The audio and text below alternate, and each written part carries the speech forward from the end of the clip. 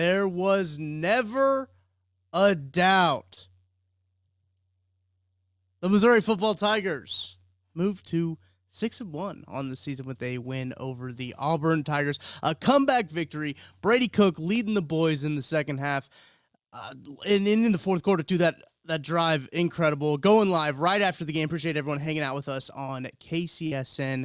This is the Mizzou That's Who post-game podcast here. I'm Tucker Franklin. I'll be interacting with the chat here as we go live. Haven't done a ton of live stuff for the Mizzou stuff. Want to do a little bit more live stuff, but appreciate you guys hanging out with us after a huge win for the Missouri Tigers. Vibes were low. To put it pretty nicely and put it kindly, vibes were low around Columbia for this homecoming game. Injury from Brady Cook happens early on in the game. Missouri able to weather the storm a little bit with Drew Pine. Drew Pine was able to not totally ruin a potential comeback, as Missouri does. Come back in this game to win a big one, 21-17. Your Missouri Tigers. I'd be okay if they won. Look, I know that they just had a good game against UMass there, but that's UMass. I'd be okay if they had a comfortable game against an SEC team. That would be pretty nice. I appreciate everyone hanging out with us as we are reacting to this game. Game just ended a few minutes ago. We're going ahead and hopped on live here as we react to the podcast. I'm gonna bring on some comments, some questions. If you guys have them, drop them in the chat. Appreciate everyone hanging out with us. Jared Howery let Brady Cook. They did that last drive there, man. That last drive there was made some real gut check plays and some plays that needed to be made. Brady made them. There's some fourth down, some big third down plays. Obviously going to Luther Burton, Theo Weiss, going to your guys when you need them and making plays happen. I thought that was great. I thought the way that Drinkwitz handled the clock was actually really good too. Towards the end of the game, the first half was weird. The decision making was all kinds of weird with the field goal choices and everything like that. I get it, but listen, in the end, it doesn't come back to bite them. We'd be talking about it a little bit more if it does come back to bite them there. But they did. The Auburn let Brady Cook there for a little bit.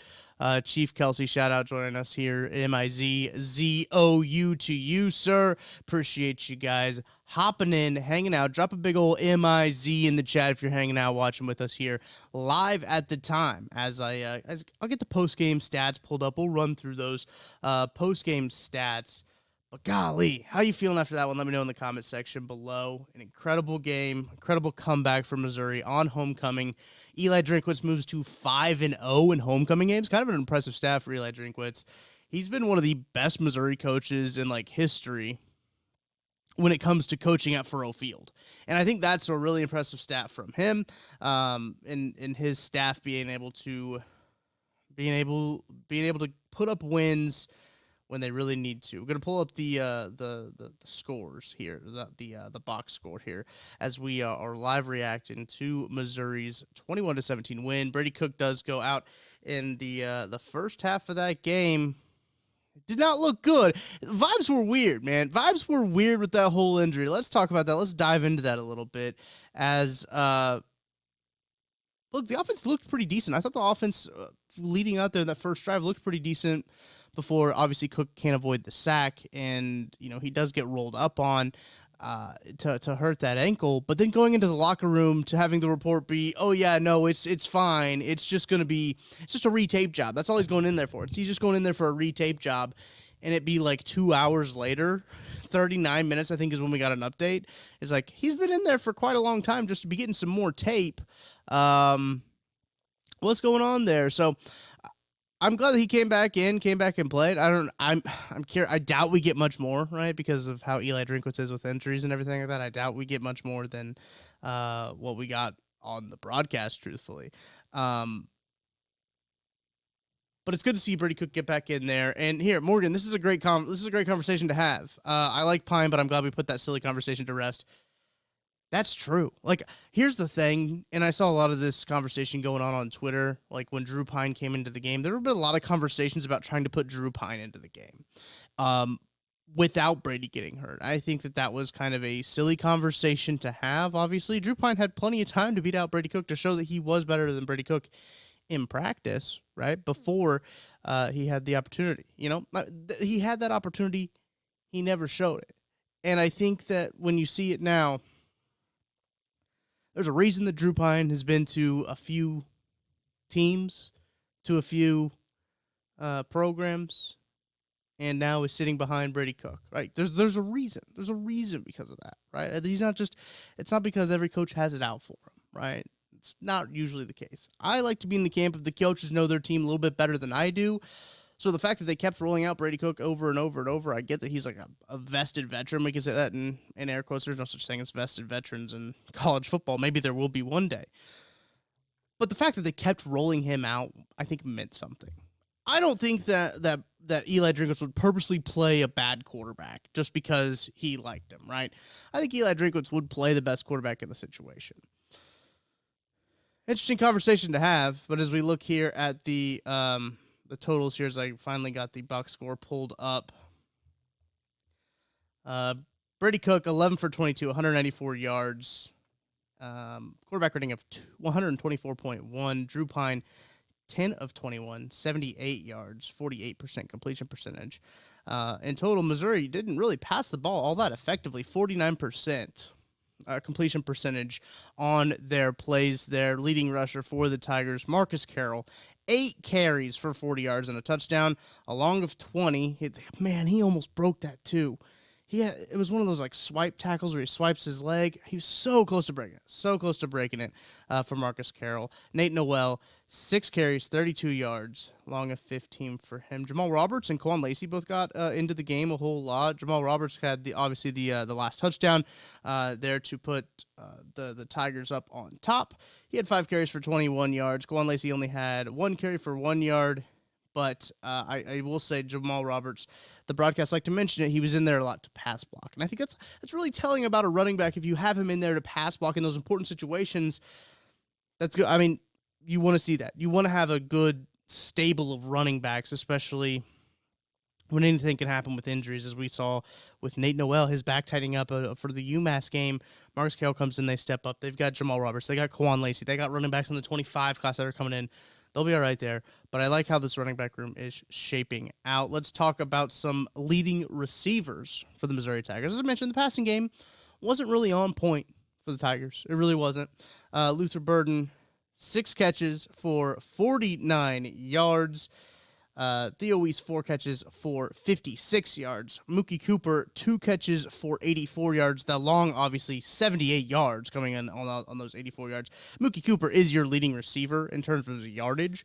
Luther Burton had your most catches. He was targeted 11 times, though.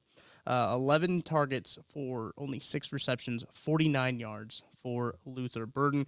Getting a lot of guys involved, man. Josh Manning was really impressed with him. Tweeted out about Josh Manning during the middle of that game because I think that he is going to be a stud for this team. You saw him contribute on special teams. He did have 1 catch for 15 yards, and that 15-yard catch was a big one. Honestly, truthfully, you want to know this? I saw him catch that. I thought it was Luther. I saw him catch it, and I thought it was Luther. Tyler Collins, 6 for hopping in. M-I-Z, Z-O-U to you, sir. Brady Cook, legacy game. Absolutely. Absolutely a legacy game for Brady Cook. That last drive is going to be a drive that Brady Cook is going to be remembered for. And I don't think that's hyperbole. I really don't think that's hyperbole. When you think about Brady Cook, that might be one of the drives. You're going to think about Florida. You're going to think about this Auburn drive here to come back and win after being injured, to come back and lead the team to a victory on homecoming against an Auburn team that I think is a little bit better than the record shows. I think that Auburn team is better than the record shows, but nevertheless, a win's a win. You'll take it in the SEC, especially. Tough conference to play in. Missouri's defense stood on their head at the end of that game, man. That defense was on the field for a long time in the second half. I had a tweet typed out. I didn't end up hitting send on it about the defense just because of man, I'm not putting a whole lot on this defense. If things go wrong, I'm not putting a whole lot on this defense because the Missouri offense with Drew Pine at the helm wasn't able to stay on the field. They weren't able to stay on the field, man, and that was the most frustrating part with the Drew Pine led offense. A lot of passes going to coaches on the sideline, which less than ideal when you're trying to play in the football game. Isaac Lieberman, thanks for hanging out with us here in the chat. I'm worried about Luther's headspace, not playing super sharp the last few weeks. That muff pump TD return was a real low light for the game before the comeback. Absolutely, man. I mean, these players, I mean, think about how old Luther is. He's not very old, man. I think he's like, what, 20, 21? Off the top of my head, I'll Google it here. But he's a young kid. And like something like that happening in a big homecoming game where you probably got a lot of friends, you got a lot of family, you got a lot of people in the stands, right? Like you got a lot of people there. Like that could definitely mess with the mental psyche of all that. 20 years old, by the way. Turns 21 in December 12th. So young kid, man. And he hasn't had the sharpest games. I know that he wasn't on the Biletnikoff list, and I wonder how much that messes with him in his head because, I mean, a lot of people regard him still as a very highly touted prospect. I doubt that it impacts anything of him wanting to come back to Missouri because I think he'll make a lot of money in the NFL, and he's going to be a really good NFL player. I think actually one thing that you saw from Luther Burton, what I've been so impressed with Luther this year is his contact balance. You saw this with one of the third down play, maybe. I think it was the third down play before he caught the fourth down. Again, apologies, as I'm legitimately recording this right after the game. We're live right after the game, so all of this is coming from the Dome. Haven't had time to go back and watch anything, so thank you for hanging out with us, bearing with me, listening to this podcast wherever you're listening to it. Really do appreciate you guys. Hit the like and subscribe. Give us a 5-star rating and review. Big win for the Missouri Tigers as we're kind of recanting this victory, celebrating, hanging out together here on KCSN, the Mizzou That's Who post-game show. Appreciate you guys. Shout out Home Field Apparel, rocking the hoodie. Look, I said I wasn't going to wear the hoodie anymore, but like I can't stop wearing it. It's great. You see I got a pile of hoodies back there. Those are all the hoodies I took off because this hoodie's so good. Anyway, what I've been so impressed with Luther Burton is he has put on weight. We talked about Matt Miller with that at the beginning of the year. Put on weight. He looks sturdier, and guys got to wrap him up. If the guys aren't going to wrap him up, the Auburn guy, corner that came down the court, Auburn safety I think it was, that came down, hit him. Good stick. You got to wrap up. Got to wrap up him because you're not going to be able to bring him down if you don't. So saw that there. He did backtrack a little bit, but like I'm not going to fault him for that because he was kind of knocked back, but he didn't go down. His contact balance has been really good. Let me just know in the chat, hanging out here. Drop a big MIZ if you guys are hanging out with us. Appreciate you guys hanging out live at the time I'm recording this podcast here live on the Mizzou That's Who post-game show, the KCSN Mizzou channel. Hit us a like and subscribe. Really do appreciate that as we'll hop back on over to the stats. I'll hop on over to Twitter, too, as we get the post-game quotes coming out. We'll see those here coming up shortly as we are live right after the game. But let's talk about the defense a little bit more because I think the defense does need some credit and some major props for what they were able to do. Peyton Thorne, 17 of 29, 176 yards and a touchdown, 59% completion percentage. I thought they did a really good job of bottling up Peyton Thorne and these wide receivers. The rushing attack, again, only 110 rushing yards for the Auburn Tigers today on 35 carries. 5 people toted the rock. Peyton Thorne had 11 carries for 18 yards when it came down to it. Auburn receiving, Lewis had 4 catches for 39 yards. Simmons had 4 catches for 29 yards. Fairweather had 3 catches for 2 yards. Long of 6, but he was, looks like knocked back a little bit on one of his grabs, and Hunter had 2 catches for 28 yards as well. Very impressive game from the Missouri Tigers, as they are able to win this one 21-17. They outrush the Auburn Tigers in total yards. They outgained them 353 yards to 286. Mizzou was 2 of 3 in the red zone, while Auburn was 1 of 2, getting 15 points out of the red zone. While this is big here, only 3 points for Auburn in their 2 trips to the red zone. A great point from this Missouri defense is only allowing 3 points in the red zone. And let's see, points off turnovers. Yes, Missouri does have that turnover that did lead to a touchdown for Auburn. Still able to overcome that. I believe that was their first turnover. That was their first turnover since week 2.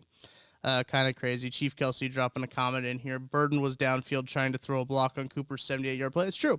I mean, look, the dude's been in it. The dude, I think, mentally has been in it in terms of I cannot imagine how tough it is, again, as we go back to the age of him and how much expectations are put on him. He's not getting a ton of targets. Like, he's not getting, I know I said 11 targets, 6 catches on 11 targets, but he's not, the whole first quarter, he didn't get a look.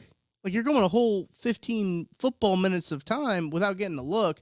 And I think that's can be frustrating for a guy who is so competitive and a guy who wants to obviously be the best player in the country. I almost said league. In the country. And league too with the SEC.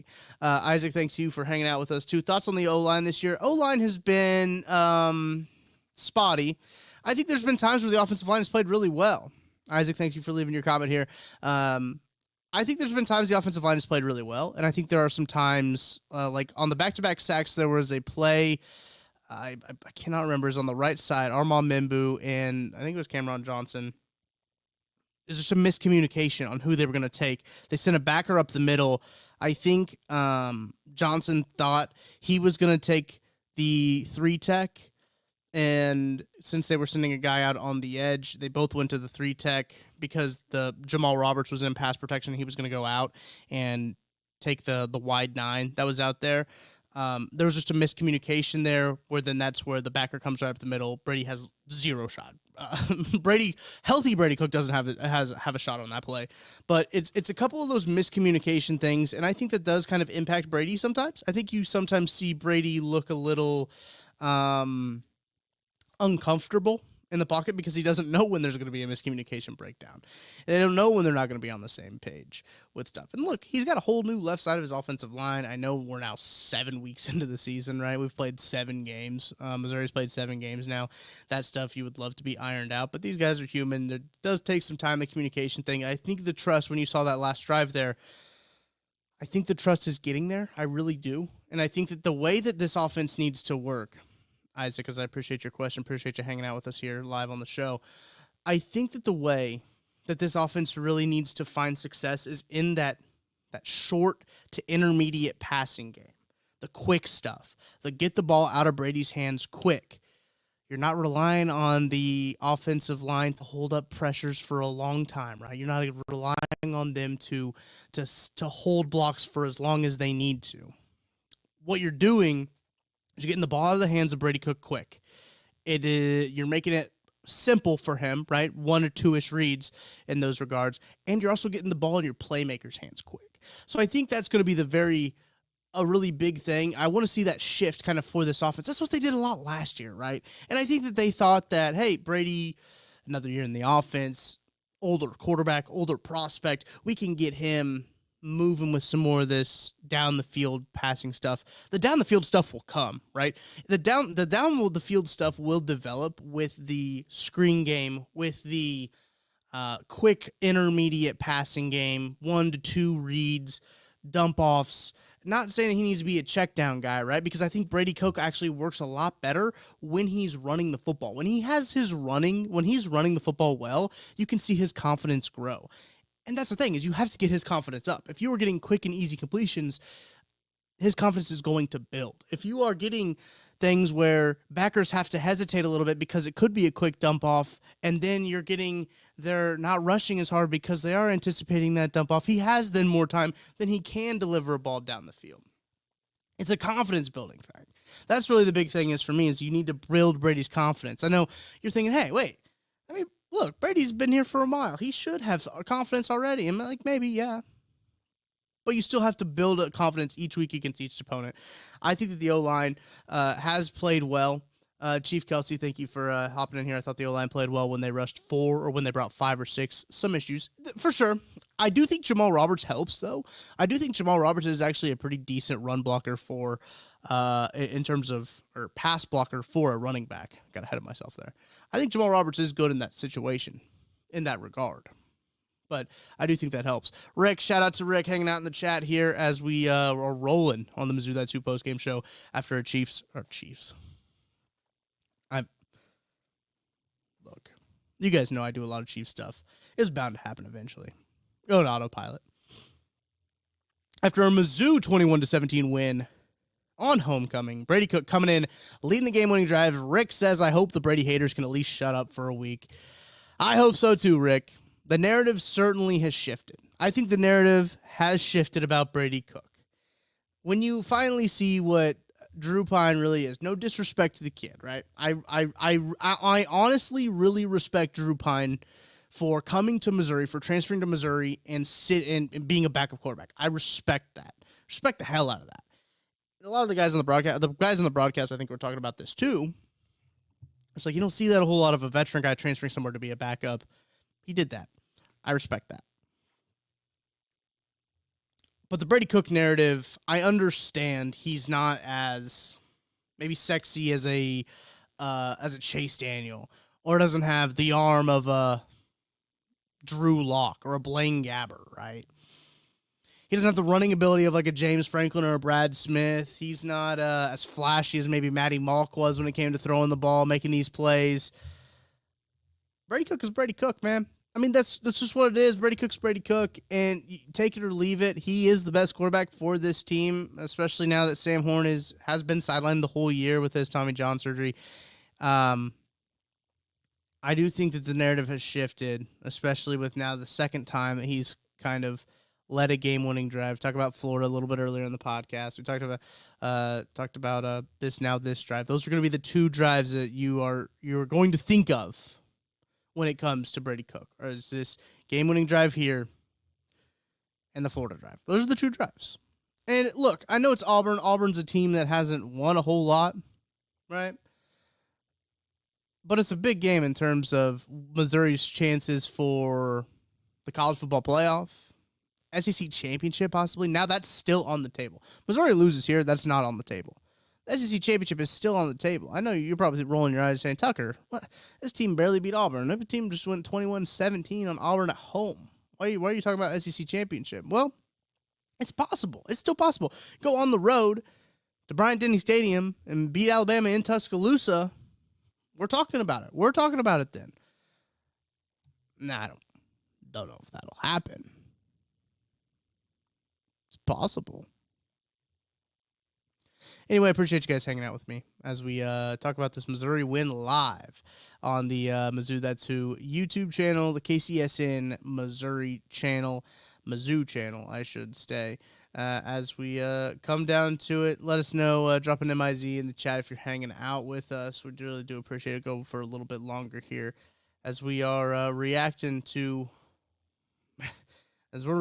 what happened in that crazy game. As we look here at the drive chart for the Missouri Tigers, obviously they get a field goal on that first drive, take a 3-0 lead, which then leads to an Auburn punt. You're feeling pretty good at that point, actually. I'm feeling pretty good, and then Missouri misses a field goal there from Blake Craig. Another tough day for Blake Craig, which sophomore kicker.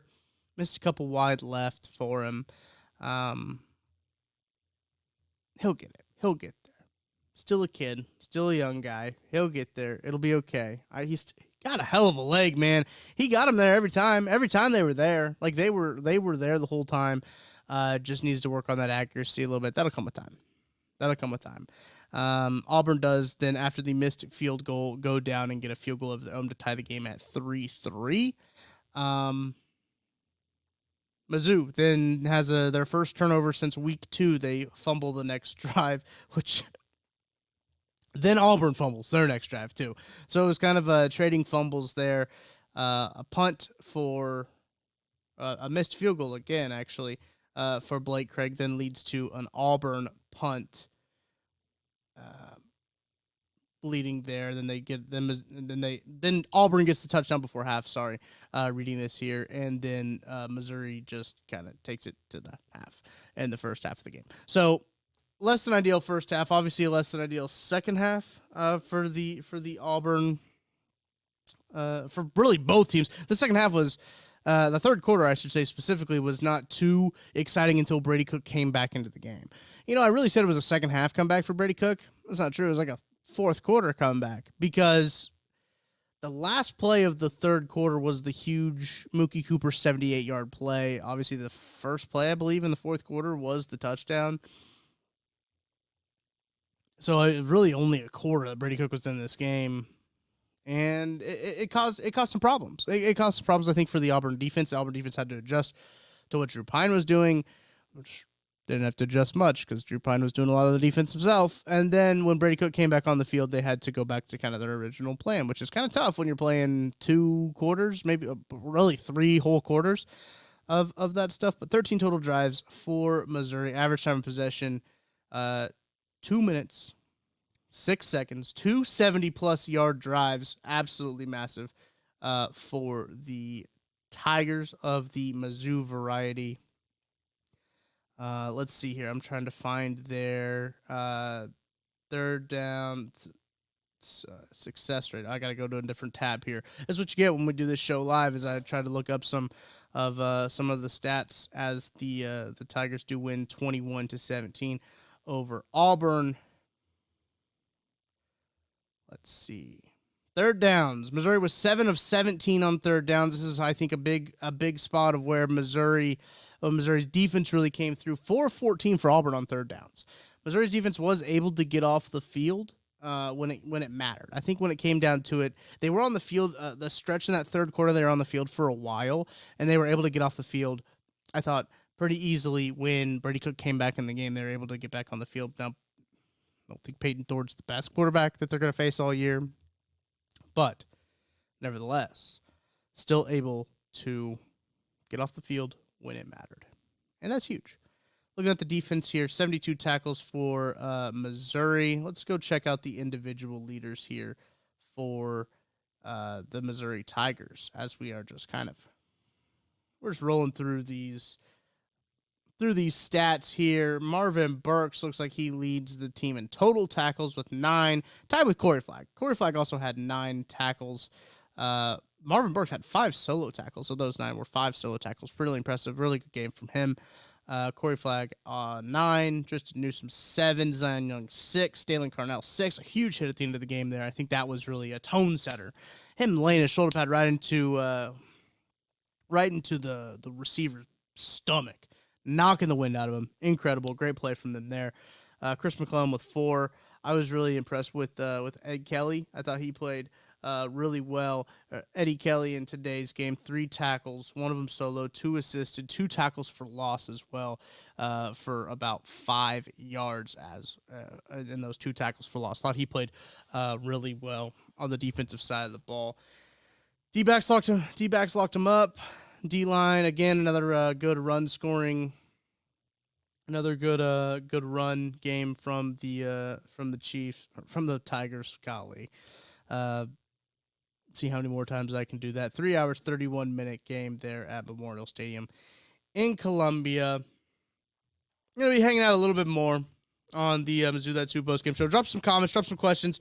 What do you want to talk about as Missouri does win 21-17? We can do a little bit of a look ahead too, into what Missouri does have coming up, as they do have Alabama on the schedule coming up. We'll obviously have more on the Mizzou That's Who show in the middle of the week, talking about Alabama and who Missouri is going to be going up against there. They got a pretty darn good team as we wait for them to, I believe as I'm recording this podcast, we're almost to kickoff of Tennessee, Alabama. Let me look over at my TVs here and see if it's gotten there yet. No, I don't think so.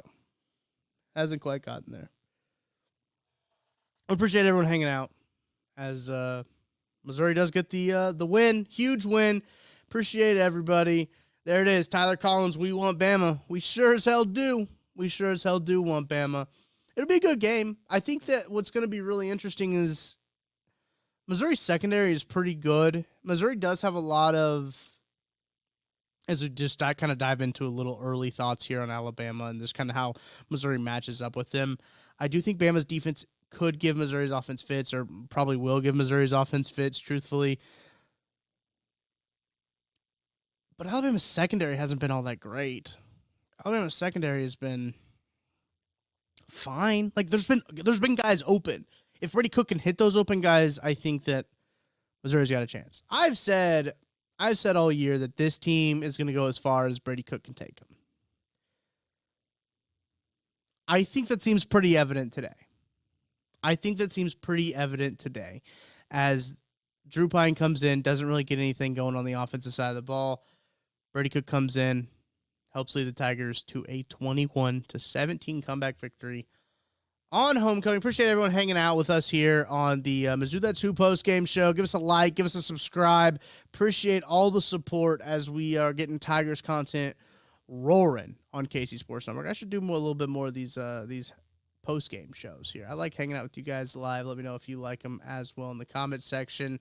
But that's going to do it for this week's edition of the Mizzou That's Who post-game show. Thanks for liking. Thank you for subscribing, for listening wherever you get your podcast. You're the best. You're the reason we're doing it. Be a friend, tell a friend, as Pat McAfee says about the Mizzou That's Who podcast in the KCSN Mizzou YouTube channel. That's going to do it for myself, Tucker Franklin. We will catch you guys next time. MIZ.